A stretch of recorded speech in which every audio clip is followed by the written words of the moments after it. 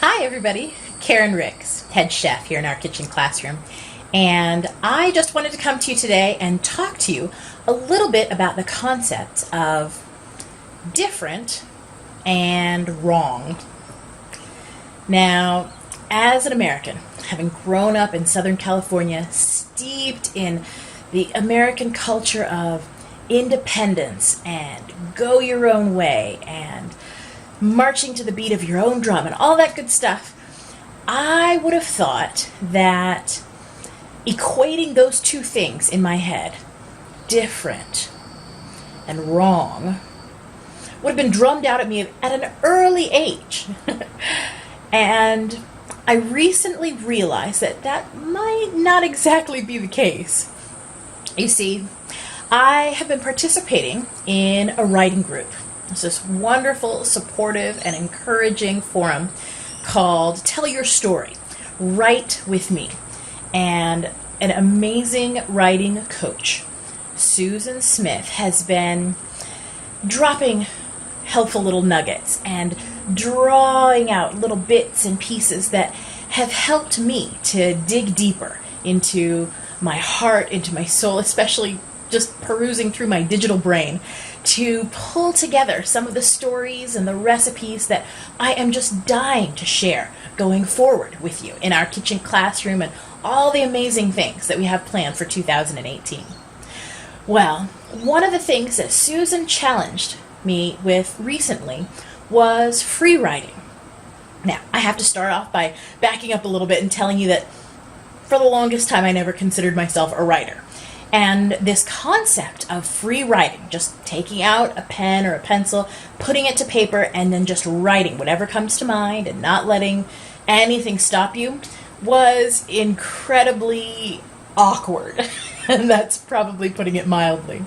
Susan describes the look on my face when she talked to me in a video chat that we had recently about this concept of free writing as like me visibly shaking while we were talking, getting nervous and flustered, and I didn't realize that I'd really felt that way, but the more I thought about it, the more I started to uncover some resistance to this idea of free writing. And I'm not exactly sure where it comes from, but there is definitely a distinct desire for me to edit myself, shall we say.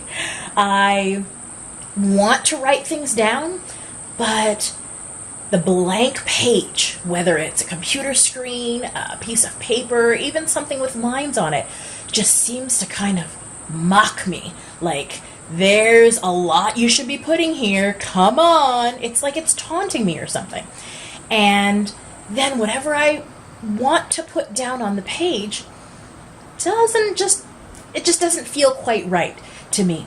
And so, as I have attempted on several occasions, recently especially, but even over the last few months, the last few years, to try to just write down a few of these ideas that I have swirling around in my brain, that resistance seemed to, cramp my hand, make my brain stutter. The words just wouldn't flow in this way that Susan's describing of this process seemed to indicate that it should. And I found myself feeling frustrated, like even kicking myself, as if I were doing something wrong. Well, I have to tell you that I can free write. And in fact, Susan, I'm going to prove it to you. Take a look at this. Can you see this notebook? In my notebook here, from the last couple of hours, I have not one, not two, not three, but more than a dozen pages of free writing. That's right, it actually came out. And I don't know if it was just this new inspiration that was weighing heavily on my heart, or this, sense of momentum and intention and fearlessness that has really permeated these first couple of weeks of 2018. But the filters were down, the floodgates opened, and pen to paper, it just flowed. So why was I beating myself up about this? Obviously, I can free write. Well, I think that my time in Japan, almost 10 years, really started to steep my brain in the Japanese culture, maybe a little bit more than I care to realize. And for those of you who don't speak or read or understand Japanese, which I did not do before moving to Japan, in the Japanese language, the word for different and the word for wrong are the exact same word. That's right, the linguistic concept in Japanese of wrong and different are really unified in such a way that in order to use that word different and really clearly express the concept that it's just something that goes in a different direction but is not a bad thing, requires a lot more explanation. And for some strange reason, I have found myself in attempts to follow these language prompts, in an attempt to inspire more of the experiences that we have had in 2017, to jump from my brain and out onto a page, or to get out there in the world somewhere. I have been seeking writing groups like Susan's and other places that would help me sort of, well, for lack of better words, tell my story. And in seeking this person's path or seeking to follow this other person's direction, I found myself getting frustrated because the way that I was doing things didn't seem as easy. It didn't seem to flow. It didn't seem to come as naturally as their instructions indicated to me that it should. And so my expectation was set in one direction, but the way that my mind, my brain, my hand wanted to flow was going in a different direction. And I was resisting that different direction for so long, and I don't know why now, but I was resisting because in some strange way in the back of my mind, I equated doing things differently with doing it wrong. But guess what? It's not wrong. It's just me. That's just the way my brain works. That's the way my hand works. That's the way things want to flow naturally for me.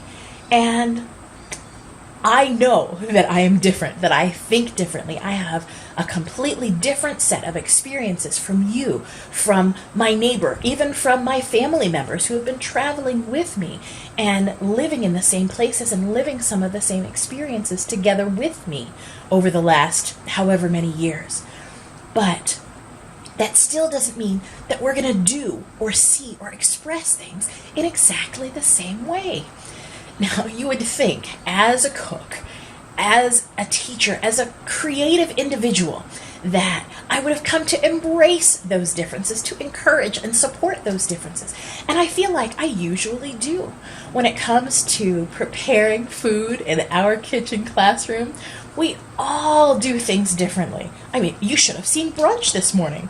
We got the most fantastic recommendation after our fabulous farmers market finds from Jenny Poole Radway, who reminded me that it's been ages since we've made shakshuka. And so we did. We've got this gorgeously presented dish. It's an egg dish, and we all love eggs, but it all came together in 3 completely different ways. And we enjoyed a fantastic brunch. Dave's had eggs cooked a little bit more hard and kind of mixed together in more of a scramble. Christopher's eggs were softly poached, but his tomato sauce wasn't quite as spiced as the way I prefer it. Mine was seasoned much more heavily with cayenne pepper and with smoked paprika and garlic and shallots, just because each of us chose to enjoy that dish in a slightly different variation. Doesn't make it wrong. It just makes it different. And that difference, the difference between our different meals this morning, the differences between the way that you choose to express yourself versus the way I choose to, the varying perspectives that we have on life and love and food and travel and family and relationships and communication and however many gazillion different things are happening in the world on a daily basis. All of those things, all of those differences are the things that we want to celebrate, to encourage, to enjoy and appreciate in one another so that we can make the world a more varied, a more wonderful, a more beautiful and vibrant place in which everybody can enjoy and celebrate and just embrace with love and in peace the differences in one another. That's what we're looking to practice here in our kitchen classroom. We do it with every single plate that we create at each meal, and we want to encourage you to do the same in your kitchen classroom and in every other area of your life. Have you been finding that different might equal wrong somewhere in your life? I would love to hear your story. Connect with us on Facebook at Our Kitchen Classroom. I can't wait to hear from you.